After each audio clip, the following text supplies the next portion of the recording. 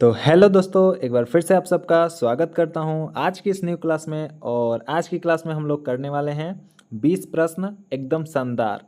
यानी पूर्णांक जो हम पढ़े थे वो चैप्टर भी मैं बता देता हूं। पूर्णांक जो चैप्टर हम लोग पढ़े थे ना, इंटीजर, उसी के सभी क्वेश्चन है। जोड़ना, घटाना, गुणा, भाग सब आपका इसमें रिवाइज हो जाएगा पूर्णांक के बारे में। ठीक है, बिल्कुल ध्यान से आराम से सॉल्व करके जवाब देना, ऑप्शन सही करना और लास्ट में ज़रूर बताना कि आपके कितने आंसर सही हुए। जितने भी 20 में से जितने भी आपका सही होगा वो आपको बताना है लास्ट में कमेंट बॉक्स में। ठीक है, तो चलते हैं, स्टार्ट करते हैं पहला क्वेश्चन और देखते हैं पहला क्वेश्चन जो है वो क्या कहता है।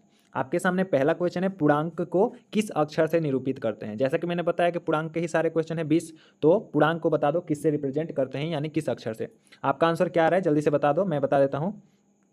तो पूर्णांक को किससे निरूपित करते हैं, आपको पता होगा कि पूर्णांक को हम किससे निरूपित करते हैं, जेड से। जेड से क्यों बताओ, आई से क्यों नहीं? क्योंकि आई का मतलब बहुत सारी संख्या होती है, इमेजिनरी नंबर। आप लोग बताओ कि जेड जो होता है, जेड का मतलब क्या होता है। मैंने बताया था क्लास में कि जेड का मतलब जो होता है वो जहालेन, यानी लैटिन शब्द जहालेन से इंटीजर यानी पूर्णांक बना है, जहालेन, जिसका मतलब क्या होता है, गिनना। मैंने बताया था ना, काउंटिंग करना, गिनना क्लास में। तो जेड का मतलब क्या होता है, जहालेन, उसी का पहला अक्षर लिया गया है पूर्णांक को दर्शाने के लिए। तो आई होप आपको पहला क्वेश्चन जो है वो समझ में आया होगा। अगले क्वेश्चन पे चलते हैं और अगले क्वेश्चन पे बढ़ते हैं, देखते हैं अगला क्वेश्चन क्या है। अगला क्वेश्चन है, ऐसी कौन सी संख्या है जो ना तो धनात्मक होती है और न ही ऋणात्मक होती है। बता दो जल्दी से, ऐसी कौन सी संख्या है। आपका आंसर क्या आ रहा है जल्दी बता दो, मैं बता देता हूँ। इसका ऑप्शन बी सही होगा। क्यों? जीरो। जीरो ना तो धनात्मक होता है और ना ही ऋणात्मक होता है। समझ में आ गया इतनी बातें? रिवाइज हो रहा है सभी चीज़ें जो पढ़े हो आप सब। चलते हैं तीसरे नंबर क्वेश्चन पे। क्वेश्चन सेशन है, जल्दी ही हम लोग पढ़ेंगे। ठीक है, तीसरा नंबर क्वेश्चन कर रहा है, निम्नलिखित में से कौन सी संख्या सबसे छोटी है। निम्नलिखित देखो, ए बी सी, चार ऑप्शन है, इसमें से आपको बताना है कौन सी संख्या सबसे छोटी है। आप सिंपल बताओ, धनात्मक संख्या छोटी होती है या ऋणात्मक, पहले ये बता दो।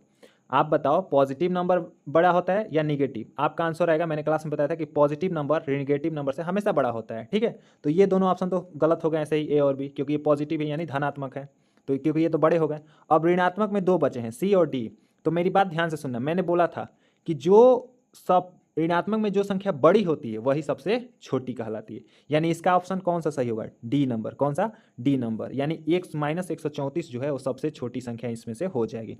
क्योंकि -134 जो है वो किधर आएगा, -134 के बाद -123 आएगा कहीं, फिर जीरो आएगा। बताया था ना, ऐसे चलता जाता है बढ़ते क्रम में। ठीक है, आगे बढ़े अगले क्वेश्चन पे। तो थर्ड नंबर के बाद चलते हैं फोर्थ नंबर क्वेश्चन पे। और चौथा नंबर जो क्वेश्चन है वो है, निम्नलिखित में से कौन सी संख्या सबसे बड़ी है। फिर वही सवाल, लेकिन बस बड़ी है इसमें बता दो। तो आपको पता है, बहुत आसान है, देखो अच्छे से जवाब देना है। सबसे बड़ी कौन है, तो कौन हो जाएगा, ऑप्शन नंबर ए। कौन कौन बता रहे हैं ऑप्शन नंबर ए गलत है। ठीक है, ऑप्शन नंबर बी कोई बता रहे हैं, या डी वो भी गलत। ऑप्शन बी, दोनों तीनों गलत। कौन सा सही होगा, सी नंबर। कौन सा? C number. क्यों?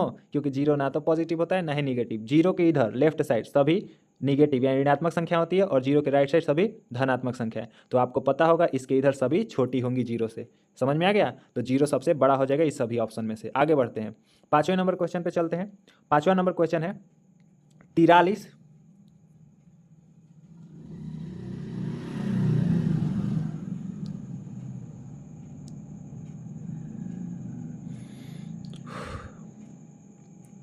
तो पांचवें नंबर क्वेश्चन पे चलते हैं और पांचवा नंबर क्वेश्चन देखते हैं क्या कहता है।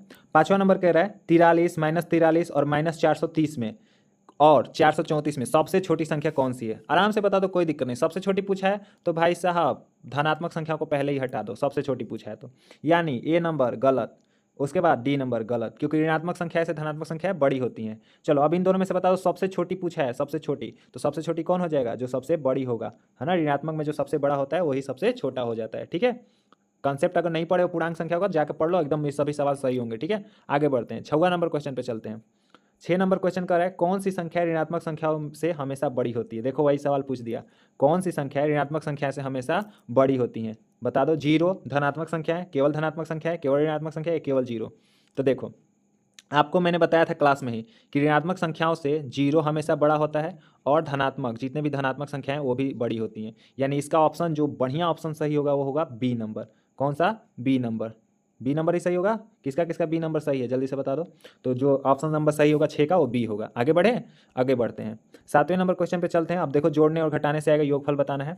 -43 और 43 का योगफल कितना होगा, मतलब 43 और -43 का योगफल। योगफल माने जोड़ना है, योगफल माने जोड़ना है। तो जोड़ लो, -43 है और मतलब 43 है और -43 को जोड़ना है, तो -43 को जोड़ना है। मैंने बताया था सिंपल, क्या है, अगर एक प्लस है, ये प्लस में है ना, एक प्लस और एक माइनस है और उनको जब जोड़ना हो तो वो हमेशा घटते हैं, यानी लड़ाई करेंगे, दोनों सैनिक दोनों अलग अलग जाति के हो जाएंगे। तो 43 सैनिक से 43 सैनिक मर गए तो 0 होगा। अब सैनिक क्यों बोल रहा हूँ मैं, क्योंकि मैंने क्लास में यही कंसेप्ट से समझाया है, कि जिससे आपको कभी भी दिक्कत नहीं होगा। देखो, प्लस वाले का -43 सैनिक और ये माइनस वाले का 43 सैनिक, ये दोनों क्या करेंगे, जुटेंगे कि टूटेंगे, टूटेंगे, तो 0 बचेगा। तो इसका ऑप्शन नंबर कौन सा सही होगा, ए नंबर 0। आगे बढ़े, 8वां नंबर क्वेश्चन पे चलते हैं।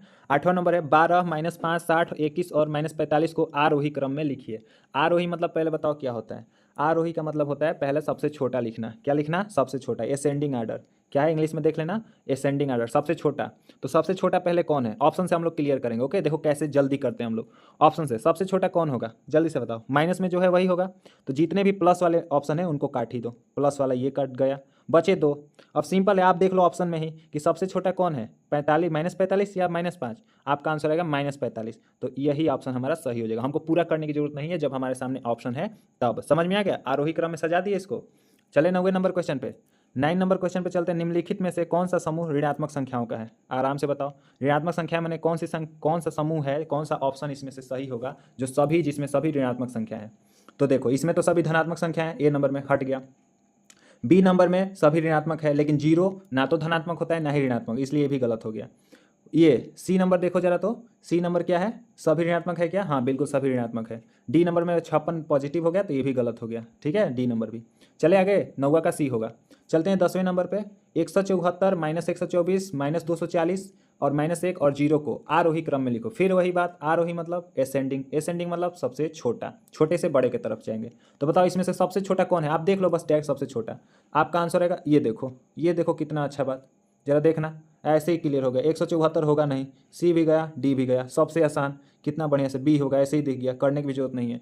मैंने बोला ना कि बस ऑप्शन देख लो, आपको सबसे छोटा कौन हो जाएगा, -240, सही हो गया हमारा। चलो 11 नंबर पे चलते हैं। -165 का योज्य प्रतिलोम। देखो सब कंसेप्ट आपका रिवीजन होगा, 20 क्वेश्चन में आपका सारा पूर्णांक का जितना भी कंसेप्ट मैंने पढ़ाया सब रिवाइज हो जाएगा। ठीक है, तो -164 का 165 का क्या बता दो, योज्य प्रतिलोम। योज्य मतलब एडिटिव इनवर्स, और इनवर्स मतलब समझते हो। तो -165 है ना, तो मैंने बोला था जब भी इसका योज्य प्रतिलोम बताओगे तो इसका चिन्ह बदल जाएगा बस, यानी ऋणात्मक है तो ये धनात्मक हो जाएगा। तो क्या हो जाएगा, 165। कितना हो जाएगा, 165, सी नंबर। बोलो सही हुआ सबका, 166 को तो होगा ही नहीं, -165 नहीं होगा, ये भी नहीं होगा, सी नंबर सही हो जाएगा। अगर आपको क्लास अच्छी लग रही हो, ये प्रैक्टिस सेट, तो प्लीज़ इस क्लास को शेयर जरूर कर देना बाकी लोगों तक, ताकि वो उनका भी कंसेप्ट जो है, मतलब पूर्णांकों का जो क्वेश्चन है वो रिवाइज हो जाए। ठीक है, आगे बढ़ते हैं, और चैनल पे आप नए होगे तो सब्सक्राइब भी जरूर कर लेना। चलते हैं 12वें नंबर क्वेश्चन पे, वो है 246 का योज्य प्रतिलोम। से सिंपल वही क्वेश्चन, ये आप लोग बताओ 246 का योज्य प्रतिलोम क्या होगा, जल्दी बताओ। 246 का सिंपल है ना, 246 प्लस में है, पॉजिटिव में, धनात्मक है, तो क्या हो जाएगा, ऋणात्मक कर दो। आपका आंसर सही, देखो ऑप्शन में कौन सा है, बी नंबर। कौन सा होगा, बी नंबर, सही है। आगे बढ़ते हैं 13 नंबर क्वेश्चन पे। किसी संख्या का योज्य प्रतिलोम तथा उस संख्या को जोड़ने पर योगफल कितना होता है। देखो कितना अच्छा कंसेप्ट है, किसी संख्या का योज्य प्रतिलोम। सिंपल है, कोई संख्या ले लो, मैंने ले लिया 2, इसका योज्य प्रतिलोम बता दो, -2 होगा ना, ठीक है। तो यही बोल रहा है किसी संख्या का योज्य प्रतिलोम और उस संख्या को जोड़ने पर, यानी इस संख्या को और इस संख्या को, योज्य प्रतिलोम ये था, ये वाला, और संख्या ये थी, इन दोनों को जोड़ने पर आंसर कितना आएगा, 0 आएगा, क्योंकि प्लस में ये -2 है, दोनों लड़ाई करेंगे मर जाएंगे, तो 0 बचेगा, तो 0 होगा। तो ये कंसेप्ट पर भी क्वेश्चन पूछ देता है, तो ध्यान रखना, ओके, घबराना मत। ठीक है, चलो 14 नंबर क्वेश्चन पे चलते हैं। 14 नंबर क्वेश्चन जो है, निम्नलिखित में से कौन सी संख्या गुणात्मक तत्समक अव्यय है। गुणात्मक तत्समक पढ़ाया था मैंने, मल्टीप्लिकेटिव आइडेंटिटी, मतलब एक ऐसी संख्या बता दो जिसमें से कोई भी संख्या से गुणा करे, है ना, मतलब जैसे मान लो एन हो गया कोई नंबर, कोई ऐसी संख्या बताओ यहाँ जिससे हम गुणा करें तो आंसर हमेशा एन आए, वो नंबर ही आए। तो आपका जवाब क्या आ जाएगा, जल्दी बता दो। आपका जवाब आएगा सर एक ऐसी संख्या होती है जिसमें से कोई भी संख्या गुणा करे तो आंसर हमारा वो संख्या ही आता है। क्लियर हुआ, मैंने क्लास में कराया था। तो इसका ऑप्शन नंबर कौन सही हो जाएगा, कौन सा, डी नंबर। कौन सा सही हो जाएगा, जल्दी से बता दो, डी नंबर। ठीक है, आगे बढ़े, चलो चलते हैं 15 नंबर क्वेश्चन पे। 15 नंबर का है, निम्नलिखित में से कौन सी संख्या योज्य तत्समक अव्यय है। योग्य नहीं होगा, वहाँ योज्य होगा, यानी एडिटिव पूछ रहा है ना, यहाँ योज्य होगा, है ना, इसको काट लेना, बना लेना आप। तो बताओ एडिटिव आइडेंटिटी कौन होता है, मतलब ऐसी एक संख्या बता दो जिसमें हम कोई चीज़ जोड़ने पर, योज्य माने जोड़ना, एडिटिव माने जोड़ना, जोड़ने पर ये संख्या ही आए, ये वापस से संख्या ही आए। तो बताओ कौन होगा यहाँ, आपका जवाब क्या आएगा, जल्दी बता दो। 0, क्या आएगा, 0। तो कौन सा ऑप्शन सही हो जाएगा, सी नंबर। कौन सा, सी नंबर। बताओ क्लियर हुआ इतनी बातें, चलो समझ में आ रहा है ना सभी चीज़ें। आगे बढ़ते हैं, 16 नंबर क्वेश्चन पे चलते हैं। -15 और -12 को गुणा करने पर क्या आएगा? कुछ नहीं करना है, जब भी गुणा करने को बोले तो -15 को लिख लो, ऐसे लिख लिए, गुणा लगाओ। -12 को भी लिख लो, ब्रैकेट में लिख लिया। अब सिंपल 15 और 12 को गुणा करो, 12 25 60 होगा, 0 हासिल में 6, 12 कम 12 6 18, 180 तो आया। अब माइनस यहाँ है और यहाँ भी माइनस, माइनस माइनस का गुणा होता है तो क्या होता है, मैंने बताया था, प्लस हो जाता है, यानी प्लस 180 होगा, यानी 180 ही होगा। तो ऑप्शन नंबर डी, बोलो गुणा करने आया ना, ऑप्शन नंबर डी सही होगा। और बताना सभी कंसेप्ट रिवाइज हो रहा है कि नहीं आपका। आगे बढ़ते हैं, 17 नंबर क्वेश्चन पे चलते हैं। किसी संख्या के निरपेक्ष मान को किससे निरूपित करते हैं? कितना बढ़िया क्वेश्चन, कितना बढ़िया। निरपेक्ष मान यानी एब्सोल्यूट वैल्यू, ये भी आएगा कि होता क्या है, लेकिन पहले बताओ निरपेक्ष मान को किससे रिप्रेजेंट करते हैं, किससे दिखाते हैं? आपको पता था, मैंने बताया था मॉड। मॉड, और मॉड का चिन्ह क्या होता था? 2 डंडी, खड़ी लाइन 2 डंडी, ऐसे ना, 2 लाइनें खींच दो ऐसे। तो बताओ कौन सा ऑप्शन सही होगा? C number. कौन सा? C number. बताओ सही है ना? क्लास में ये मैंने कराया था, जिसको मॉड बोलते हैं। ओके चलो आगे बढ़ें, 18 नंबर क्वेश्चन पे चलते हैं। ये पूछा है -486 का निरपेक्ष मान बता दो। देखो निरपेक्ष मान, मैंने बोला था निरपेक्ष मान कैसे निकालना है, -486 का निकालना है ना। इसको क्या करो, मॉड में लिख दो। और मॉड का काम क्या होता है, निरपेक्ष मान का मतलब क्या होता है कि जैसी भी संख्या हो उसको धनात्मक बना देना, यानी पॉजिटिव बना देना। तो 486 इसका आंसर आ जाएगा चुपचाप। कहाँ है 486? ऑप्शन में देखो, ए नंबर में। कौन सा है? ए नंबर। तो बताओ सही हो गया ए नंबर किसका किसका? जल्दी बता देना ए नंबर किसका किसका सही है। ओके आगे बढ़ते हैं, 19 नंबर क्वेश्चन पे चलते हैं। किसी भी संख्या का निरपेक्ष मान हमेशा होता है, सिंपल बता दोगे इसका आंसर? अरे किसी भी संख्या का, चाहे ऋणात्मक हो चाहे धनात्मक हो, संख्या का जब निरपेक्ष मान निकालते हो आप तो क्या आता है? हमेशा हमेशा धनात्मक आता है, पॉजिटिव वैल्यू आती है हमेशा। तो इसका आंसर क्या हो जाएगा? धनात्मक। ठीक है, हमेशा। अब 20 नंबर क्वेश्चन क्या है, मैं खुद भूल गया हूँ, मुझे नहीं पता, आप लोग के लिए होमवर्क रहेगा। आ जाओ 20 नंबर क्वेश्चन देखते हैं। -9424 का यहाँ लिख लेना है ना, यहाँ पे थोड़ा सा मिस प्रिंट हो गया, यहाँ का होगा है ना, का निरपेक्ष मान क्या होगा है ना। माइनस मतलब -9424 का निरपेक्ष मान। आप लोग कमेंट बॉक्स में जरूर इसका आंसर देना, ओके, कि 20 का कौन सा ऑप्शन सही होगा। और ऐसे लिखा करो कि 20 का ऑप्शन ये होगा, ताकि मुझे पता चल सके कि हाँ इस क्वेश्चन का आंसर दिए हो। तो आई होप इस प्रैक्टिस सेट में आपको बहुत अच्छा लगा होगा। ठीक है, सभी क्वेश्चन का आपको PDF टेलीग्राम चैनल पर मिल जाएगा। कोई क्वेश्चन आपको नहीं समझ में आया होगा तो आप जरूर बताना। ठीक है, तो आज के लिए बस इतना ही रखते हैं और मिलते हैं तब तक अगली क्लास में और अगले कॉन्सेप्ट के साथ, है ना। जरूर कर लेना, सब्सक्राइब जरूर कर लेना आप सभी लोग, है ना, सब्सक्राइब जरूर कर लेना। ठीक है, सब्सक्राइब जरूर कर लेना।